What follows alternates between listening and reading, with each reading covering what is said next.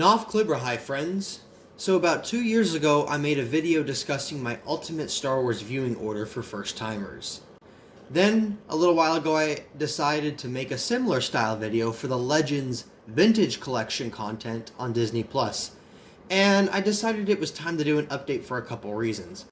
One, it was outdated, and two, I didn't like how opinionated I was about the sequels. I prefer a video like this to be simply objective and nothing more. So I'm updating this, and I'm going to include every announced project that we know of that has a confirmed timeline, so hopefully this one will last a little while longer. So if you're a first-time viewer for the franchise, or you've seen a couple here or there, but you want to really know how to get in deep with these stories, here is my preferred order. I know often people recommend release order, but once you finish the prequels, the technical release order bounces around a lot, so I created this to keep things straightforward, preserve the magic of the original three, and present a clear chronology. So to begin, you'll first watch one of the theatrical versions of Star Wars.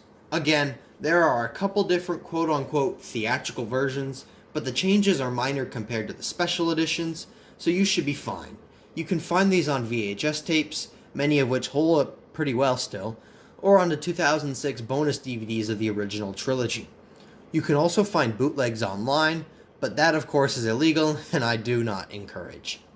After this, you'll watch the theatrical version of The Empire Strikes Back, then the theatrical version of Return of the Jedi. Now that you experienced the trilogy the way the world did, you get to go all the way back to the beginning. Set about 130 years before the original film, this TV show called The Acolyte explores the High Republic era. This show is in pre-production at this time and is expected around a couple years out or so. So if you're watching this video before that, go forward with 1999's Episode 1, The Phantom Menace. Then follow it up with Episode 2, Attack of the Clones. Next, you get to dive into 2008 Star Wars The Clone Wars movie, and then watch the television show of the same name all the way up to the end of Season 7, Episode 8. Technically, you could skip the Clone Wars, and if you're just watching the movies, that would be fine. But if you're wanting to watch the Disney Plus shows like The Mandalorian and Obi-Wan Kenobi, then I'm sorry, but the animated shows are essential viewing. But they're not just ordinary Saturday morning cartoons like Spider-Man or Batman. With Star Wars, everything matters, and their tone and quality is a lot higher than other animated programming. Plus, this show expands the prequel era so much more than the films do. It's worth a watch.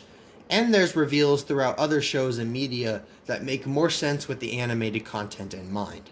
So after finishing Season 7, Episode 8 of Clone Wars, stop, because the final 4 episodes depend on you having seen the next movie, Episode 3, Revenge of the Sith. Once you've viewed this, you can jump back to Clone Wars and watch the final 4 episodes of the Clone Wars. Now you get to move on to Star Wars The Bad Batch. After completing that, you get to watch Solo, A Star Wars Story, which has a reveal at the end which makes much more sense after seeing the Clone Wars. Next, you can watch Obi-Wan Kenobi, and then watch Star Wars Rebels, which has an epilogue at the end that is not spoilery since you've seen the original films. After Rebels, go ahead and watch Andor, which is concurrent with Rebels, but they are poised to tell different stories, and since Rebels came out first, it would be better to watch Andor second. Next, move forward with Rogue One, which will lead you straight into the special edition of Episode 4, A New Hope. Now you'll watch the special edition of The Empire Strikes Back, and then watch the special edition of Return of the Jedi, as these are updated with new visual effects and a couple changes that make sense within the wider scope of the saga. The updated CGI fits in better with the prequels, and these are technically the canon versions of these films. Now, here's where the fun begins, as you'll dive right into the first 2 seasons of The Mandalorian and then interlude it with the Book of Boba Fett.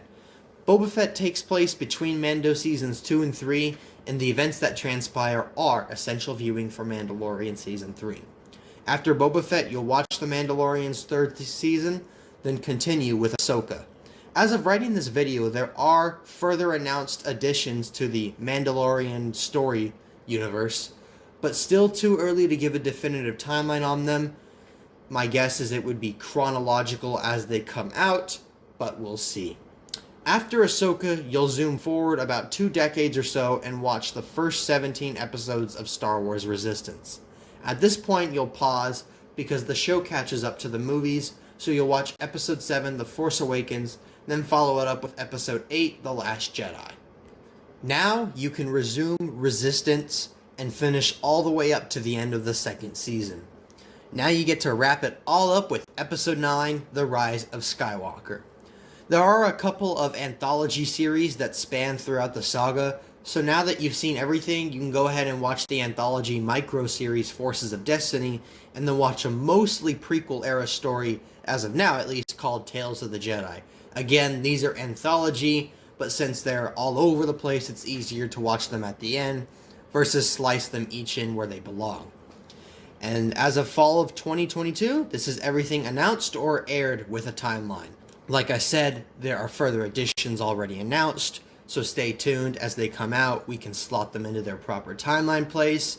Also, just a further clarification, as of the time that this video is coming out, Mandalorian Season 3, Ahsoka, Tales of the Jedi, and The Acolyte are not yet out, so don't be confused if you can't find them on Disney Plus yet.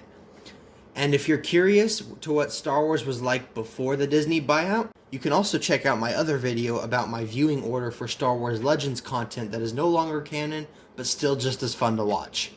Otherwise, thanks for tuning in, and may the Force be with you. Thanks for watching. Please subscribe to the channel. If you liked the video, comment down below and hit that like button. Oh, and check out some of my other videos. I'm sure you'll find them a delight.